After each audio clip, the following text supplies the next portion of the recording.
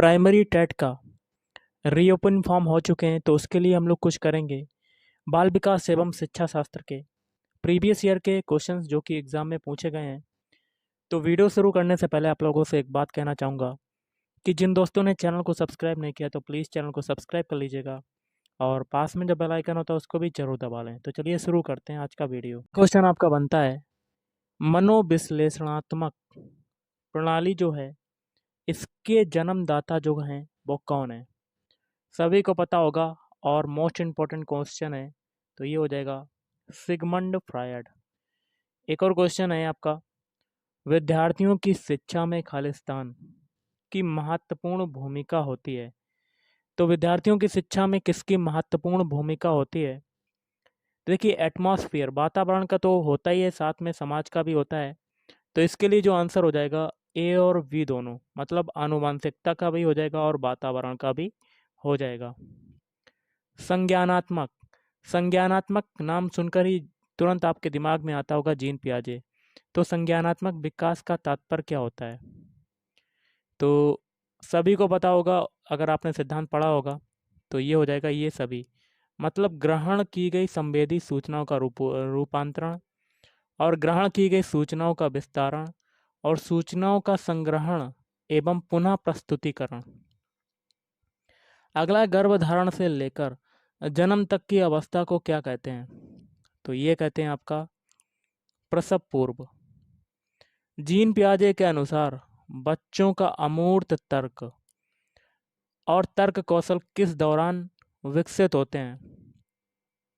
तो option C हो जाएगा औपचारिक परिचालन अवस्था में। व्यक्तित्व मापन की CAT विधि दी गई थी, तो ये हो जाएगा ऑप्शन बी बेलाक के द्वारा दी गई थी। अगला, TAT हेतु कितने कार्ड हैं? तो TAT हेतु टोटल 30 कार्ड हैं। कितने हैं? 30। निम्नलिखित में कौन सा वृद्धि और विकास का सिद्धांत नहीं है? इसका आंसर होगा ऑप्शन बी सेल्फ पेसिंग का सिद्धांत। किसका हो जाएगा? सेल्फ पेसिंग का सिद्धांत। अगला है MLL, जिसको कहते हैं न्यूनतम अधिगम स्तर। मूल रूप से एक ऐसा उपागम है जिसकी मान्यता है कि, तो इसका हो जाएगा ऑप्शन ए किसी भी कार्य को सभी विद्यार्थी न्यूनतम स्तर तक सीख सकते हैं। निम्नलिखित में से किस क्षेत्र में अधिगम का अधिकतर हस्तांतरण संभव है? तो इसका हो जाएगा ऑप्शन बी सामान्यीकरण।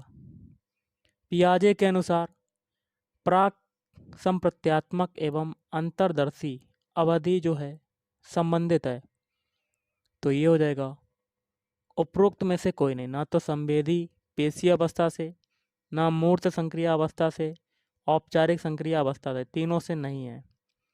अभिप्रेरणा मतलब मोटिवेशन का चालक सिद्धांत जो है किसके द्वारा दिया गया है?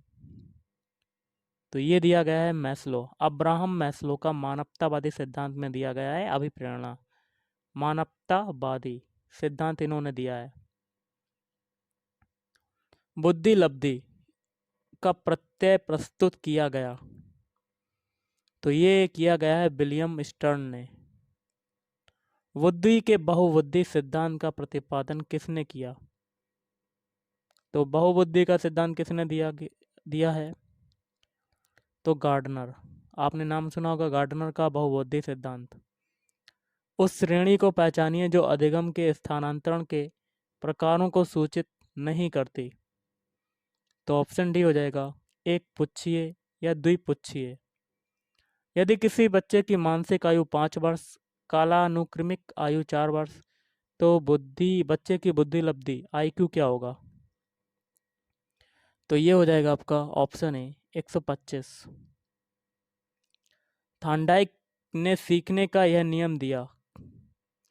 देखिए, प्रभाव का नियम तो दिया, तत्परता का नियम दिया, अभ्यास का नियम दिया, लेकिन अवलोकन का नियम नहीं दिया। तो आपका नहीं दिया वाला कौन सा हो जाएगा? सी। निम्न में से कौन शिक्षण कौशल से संबंधित है? तो ये सभी, श्याम पट्ट पर लिखना, प्रश्नों को हल करवाना और प्रश्न पूछना। अगला क्वेश्चन बनता है आपका, सीखने की प्रक्रिया में सक्रिय अनुबंधन। अनुबंधन क्या होता है? एक तो आपका होता है उद्दीपक। किसी उद्दीपक द्वारा आपको अगर लक्ष्य प्राप्त करना है तो उनके बीच जो संबंध होता है वो आपका क्या हो जाता है? अनुबंधन। और अनुबंधन का जनक किसे कहा जाता है? पावलोव को कहा जाता है। लेकिन आपका क्वेश्चन में क्या है? पुनर्बलन। इसका आंसर हो जाएगा, सीखने की प्रक्रिया में सक्रिय अनुबंधन का आधार क्या है? पुनर्बलन। ये पावलोव के सिद्धांत में पुनर्बलन आता है। और पुनर्बलन की खोज किसने की थी? शब्द किसने दिया? क्लार्क हल ने दिया था। सीएल हल या क्लार्क सीएल हल ने दिया था। ओके। सूक्ष्म शिक्षण के चक्र को पूरा होने की समयावधि का क्या मान है? तो ऑप्शन डी 36 मिनट। समस्यात्मक बच्चों की पहचान हेतु कौन सी विधि जो है इफेक्टिव है या प्रभावशाली है? तो ऑप्शन डी उपरोक्त सभी। पहला है विकासात्मक मापनी, दूसरा है बालक का व्यक्तित्व अध्ययन, और बालक के व्यवहार का व्यक्तित्व अवलोकन। ये आपके तीनों हो जाएंगे। अगला है सामाजिक सांस्कृतिक सिद्धांत का प्रतिपादन किसने किया? अगर सामाजिक सांस्कृतिक आ जाता है तो वो किया है आपका ऑप्शन डी वाइगोस्की। किसने किया है? वाइगोस्की। समावेशी शिक्षा में किस प्रकार के छात्र शामिल होते हैं? तो ऑप्शन बी सामान्य बालक भी और विशिष्ट बालक भी, मतलब सामान्य और विशिष्ट छात्र सम्मिलित होते हैं। समावेशीकरण की सफलता के लिए आवश्यक है, तो क्या आवश्यक है? ऑप्शन डी ये सभी। क्षमता निर्माण, अभिभावकों की भागीदारी और मोटिवेशन या अभिप्रेरणा। मानसिक मंदता का तात्पर्य है, तो ऑप्शन बी औसत से कम मानसिक योग्यता। एक अध्यापक के लिए अनिवार्य है कि उसे अधिगम के सिद्धांतों का भली भांति ज्ञान हो, क्योंकि ऑप्शन बी इससे अध्यापक को अध्येताओं की अभिवृत्तियों तथा अभिरुचियों को समझने में सहायता मिलती है। क्वेश्चन बनता है, शैक्षणिक सामग्री का चयन जो है किससे करना चाहिए? तो शैक्षणिक सामग्री का चयन करना चाहिए ऑप्शन डी विशेषज्ञों की एक समिति को चयन करना चाहिए। अगला है विद्यालयी जीवन स्कूलन का मुख्य उद्देश्य होना चाहिए, तो क्या होना चाहिए? इसका हो जाएगा ऑप्शन सी बालकों का अनुशासित जीवन। अगला है सम्मिलित शिक्षा की सफलता निर्भर है, तो ये है ऑप्शन डी अध्यापकों में अभिवृत्त्यात्मक परिवर्तन पर। और आज का लास्ट क्वेश्चन है, बालिकाओं की शिक्षा को प्राथमिकता दी जानी चाहिए क्योंकि? इसका मेन हो जाएगा आंसर ऑप्शन बी लड़कियां संख्या में लड़कों से कम हैं। तो गाइस आज के इस वीडियो में इतना ही। अगर आपको वीडियो पसंद है वीडियो को लाइक करें, शेयर करें और चैनल को भी सब्सक्राइब करें। Thank you.